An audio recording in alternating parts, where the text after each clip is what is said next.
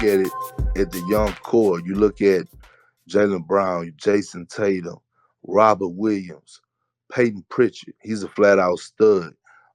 Those four guys to me is the foundation. If I'm looking at the team, those four guys right there are the foundation of the Boston Celtics because anybody else on that roster could be replaced, right? But I'm looking at it, you got to start from somewhere, just like Golden State did.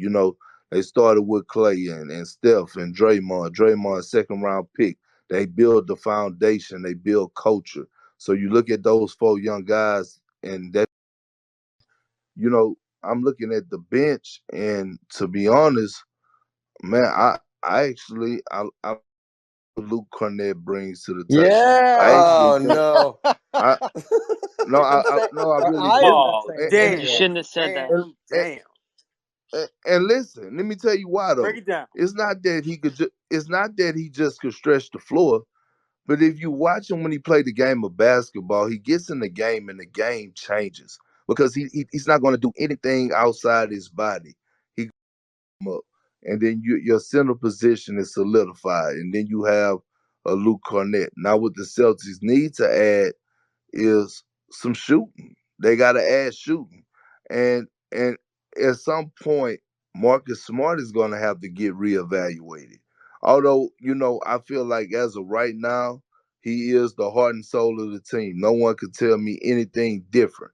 But it comes a time where you have to make tough decisions, right?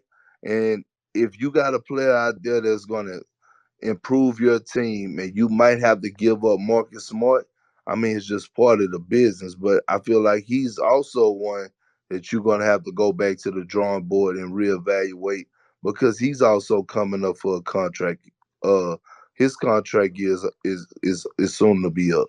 Yeah, we've talked about that a lot, Perk, on the show. It's you're not trading Jalen, you're not trading Jason. So really, when you look down the roster, the only other person of actual value is probably Marcus, and that's kind of why his name might have come up in trade deadline talks this year, even though Danny says he wasn't really mentioned. His name's going to come up in the offseason. Real quick, we're going to bring in some more people in here, and again, Perk, I know you're with us for as long as you want to be, but when you're ready to ready to bow out, man, just say, "Hey guys, I'm gonna wrap it up," and that's cool. Nah, I'm good, man. It's Friday night. I got my feet kicked up and I'm wiggling my toes, man. I could talk basketball all night. Love it, love it. All right, so I want to tell you we welcomed in Bobby Manning and Jimmy Toscano, who are also on our post-game show. Bobby, Jimmy, if you guys have anything you want to throw at Perk before we open it up for the rest of the guys here, fire away. Bobby, Jimmy, what's happening? Kendrick, it was music to my ears on this program. When I mentioned the name Luke Kornet, everybody starts laughing. But to have an NBA champion affirm that take, I mean, this guy brings something to the table. You have validated Bobby's existence with that just so I mean, you know what's crazy is that Bobby, great minds think alike. When they traded, yes, sir. Listen, when they traded Daniel Theis, and I know everybody was high or everybody was kind of familiar with Mo Wagner, right?